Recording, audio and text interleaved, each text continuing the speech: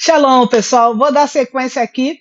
O Elberson precisou se ausentar, então eu vou dar continuidade com vocês, porque o tema ele é realmente muito interessante.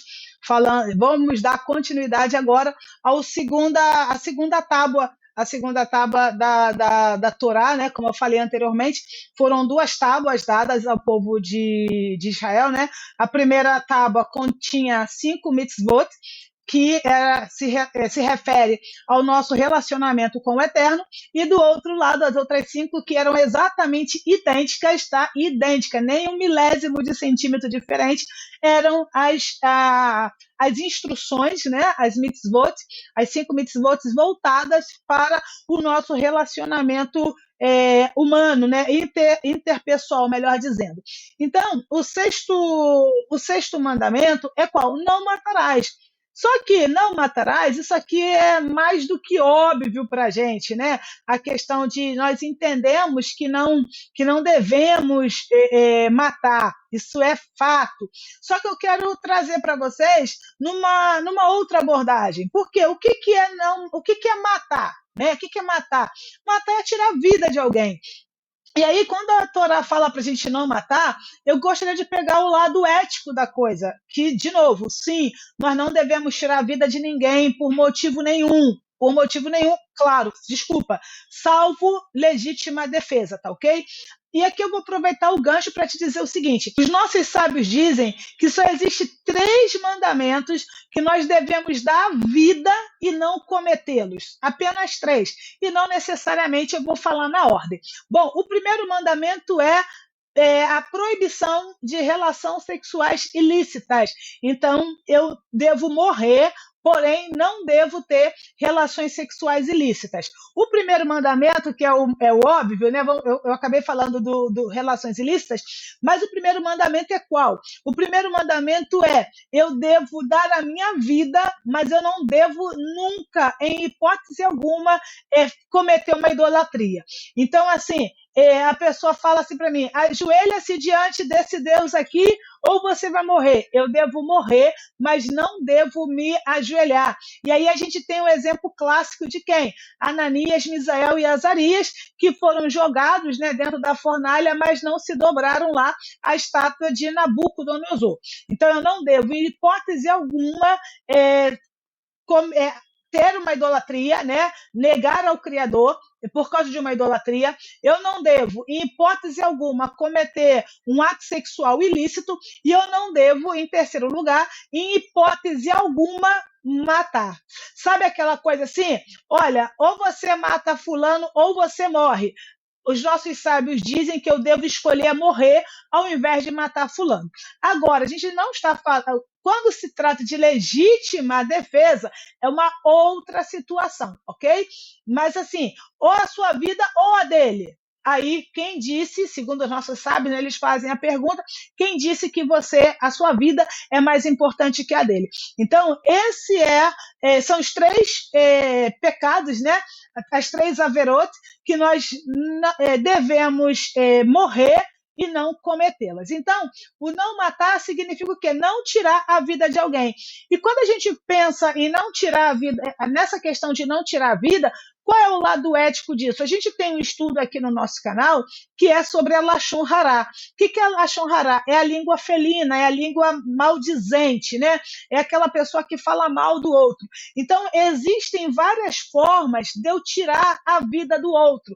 Então, por exemplo, e também além de não matarás, também está relacionado a não cometer assassinato, e também está relacionado a não sequestrar, tá ok? Ou seja, eu não devo fazer nada que vá, mesmo que momentaneamente, dar à pessoa a impressão ou sensação de que a vida dela será tirada. Aí eu estou falando de sequestro específico. Então, assim, esse não matarás, eu que não tenho esse hábito de né, misericórdia, de matar, eu posso matar alguém de que forma? Se eu tirar a vida dela, por exemplo, eu posso tirar a liberdade do outro. Então, ao tirar a liberdade do outro, eu também posso estar tirando a vida dele. Então, Rock, ele fala o seguinte: a ordem que a Torá lista as seguintes proibições precisa ser entendida da seguinte forma: a Torá implica que o ouvinte, eu e você, tenha apreciado que, antes de tudo, o Eterno insistiu que ele, o Todo-Poderoso, fosse conhecido como o Criador do universo e tudo o que há nele.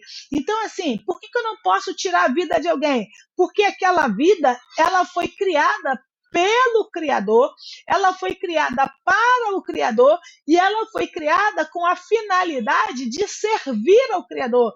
Mas, Valtilene, a pessoa é um bandido do último grau. De alguma forma, esse ato está servindo ao Criador. Por exemplo, ao olhar, a gente diz lá no Pirkei Avot, né? Quem é o sábio? Aquele que aprende tudo com todos. Ou seja, eu olho para a vida de alguém e falo, opa, eu não devo fazer isso. Então, aquela pessoa está servindo ao Criador. Então, por isso também, eu não devo tirar a vida de alguém, porque tudo foi criado para o Criador e pelo Criador e para o Criador. Em seguida, ele ordenou que os pais recebessem honra e respeito, visto que são parceiros na criação de uma nova vida humana. Segue-se que você, ser humano, não deve fazer coisas que resultem diretamente em seu desfazer o que já havia feito. Em primeiro lugar, não derrameis o sangue do ser humano, que foi criado para me honrar, diz o Eterno. Vós me priverdes de honra que me é devida pelas minhas criaturas. Então, assim, quando a gente tira a vida de alguém, nós estamos automaticamente desonrando o Eterno, como que é o pai daquela pessoa, por ela ser a sua criatura. Pai no sentido de, pessoal, olha só, pensa numa obra de arte, né? Estou até lembrando, não vou saber exatamente quem foi que fez, eu não sei se foi Michelangelo, né? Fez uma obra tão maravilhosa que ele chegou a falar assim para ela: parla, parla, porque a obra só faltava falar. Então, eu já falei isso anteriormente, quando a gente vai ao museu, por exemplo, quando a gente gosta muito de um filme, por exemplo, ou gosta muito de uma série, a gente está gostando do quê? Da criação de alguém. Então, por exemplo, eu sou uma pessoa que, por exemplo, quando eu vejo que é o Spielberg na jogada, eu nem preciso saber o nome, eu já quero assistir. Consegue entender? Então, assim, a gente precisa entender isso. Então, quando eu tiro a vida de alguém, de novo, não necessariamente ou literalmente matar, mas quando eu privo alguém de alguma coisa, quando eu tiro a vida no sentido figurativo nesse caso, tá? Eu diria até que no sentido filosófico, isso também eu estou privando o Eterno de receber a honra que é devida. Outra coisa interessante dentro desse ponto, tudo dentro do não matar, tá, gente? Tudo dentro do não matar. Olha só, a proibição de cometer adultério é igualmente motivada, pois violar a esposa de seu semelhante não é só uma lesão grave, afronta ao vínculo contratual entre essa esposa e seu marido. E isso mina todo o princípio de permitir que os filhos saibam quem são seus pais e a quem eles têm o dever de mostrar respeito. Ela introduz a mentira como algo normativo neste mundo, enquanto o Eterno representa a verdade e devemos limitá-lo se afirmarmos ser seus parceiros. Então, olha só que legal. Quando o Eterno proíbe, isso dentro do não matarás, tá? Estou falando de não matar. Quando o Eterno proíbe o adultério, ele está falando do quê? Que a gente está matando a relação dessa esposa com esse marido, com o seu cônjuge, e vice-versa.